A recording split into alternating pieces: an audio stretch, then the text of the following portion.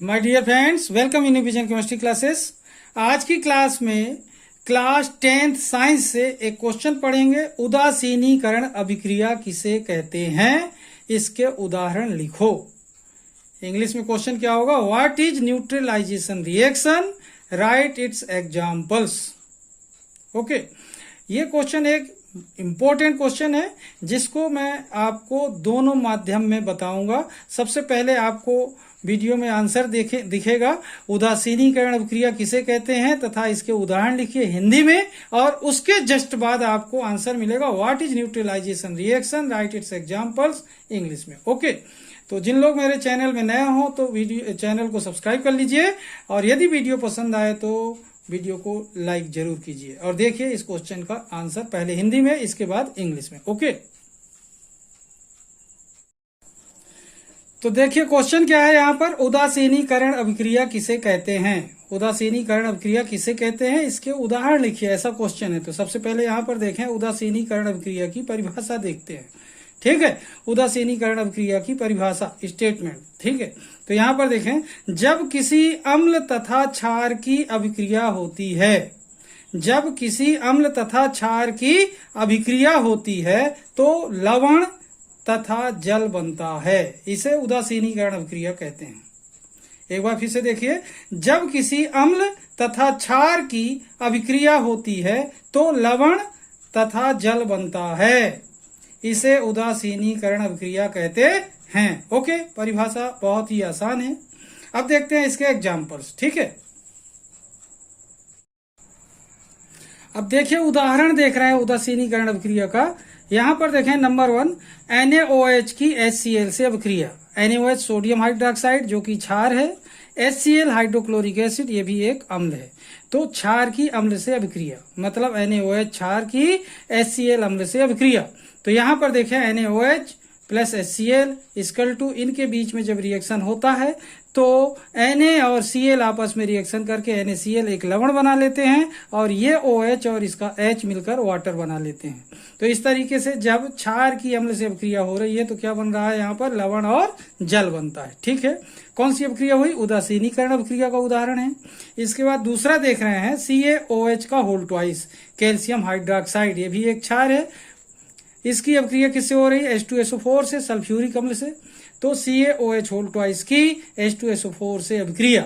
यहां पर देखें, CaOH whole twice plus H2SO4 equal to CaSO4 जो कि एक लवण है और 2 टाइम वाटर बनता है।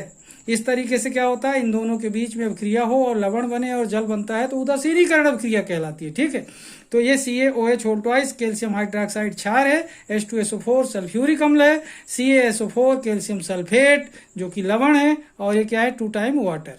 ठीक है, अब देखते हैं उदासीनीकरण अभिक्रिया के उपयोग क्या है। ठीक है,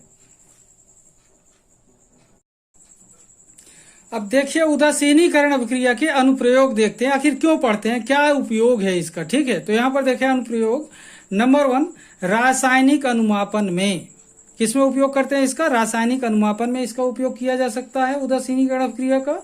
नंबर 2, पेट की अम्लता ठीक करने में भी इसका उपयोग करते हैं। जैसे पेट में एसिडिटी हो जाए तो उसको ठीक करने में इस तकनीक का उदासीनीकरण अभिक्रिया का उपयोग करते हैं। और थर्ड है, कीटों के दंश दर्द ठीक करने में, जैसे कोई कीट उट काट देते हैं तो उसका दर्द वगैरह ठीक करने के लिए भी इसका उपयोग करते हैं। तो इस तरीके से इसके अनुप्रयोग देख रहे हैं। नंबर 1, रासायनिक अनुमापन में। नंबर 2, पेट की अम्लता ठीक करने में। नंबर 3, कीटों के दंश दर्द ठीक करने में। ओके, तो देखिए क्वेश्चन क्या है, neutralization reaction. What is neutralization reaction?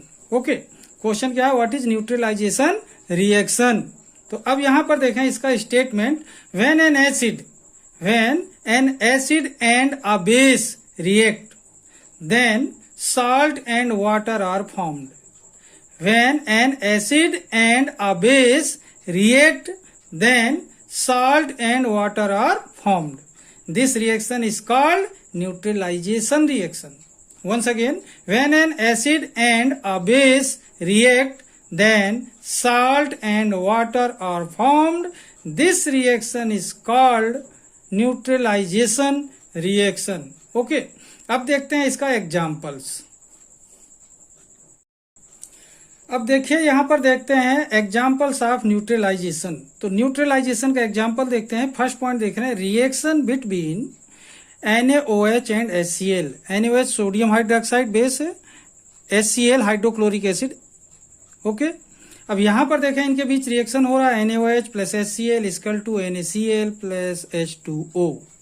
तो NaOH बेस है, HCl एसिड है, और इन दोनों के बीच में Na और Cl रिएक्शन करता है तो NaCl बनता है जो साल्ट है। बाकी इसका OH और H मिलकर वाटर बना लेते हैं। इस तरीके से बेस और एसिड के बीच में रिएक्शन हुआ, साल्ट एंड वाटर फॉर्म हुआ। तो ये न्यूट्रलाइजेशन का एक एग्जाम्पल है। सेकेंड एग्जाम्पल देखते हैं, reaction between CaOH whole twice means calcium hydroxide base है ये, एंड H2SO4 सल्फ्यूरिक एसिड।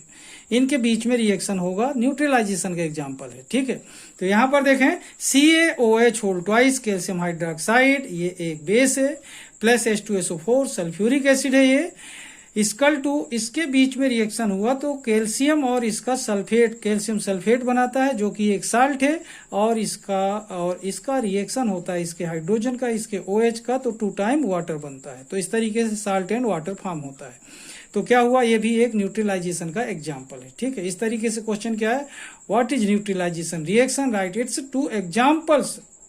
अब आगे देखते हैं थोड़ा सा इसके एप्लीकेशंस के बारे में। आखिर न्यूट्रलाइजेशन रिएक्शन क्यों पढ़ें, आखिर कुछ तो काम होगा इसका, कुछ यूज होगा। ठीक है, तो देखते हैं एप्लीकेशंस। अब देखें applications of neutralization reaction. Okay, applications of neutralization reactions.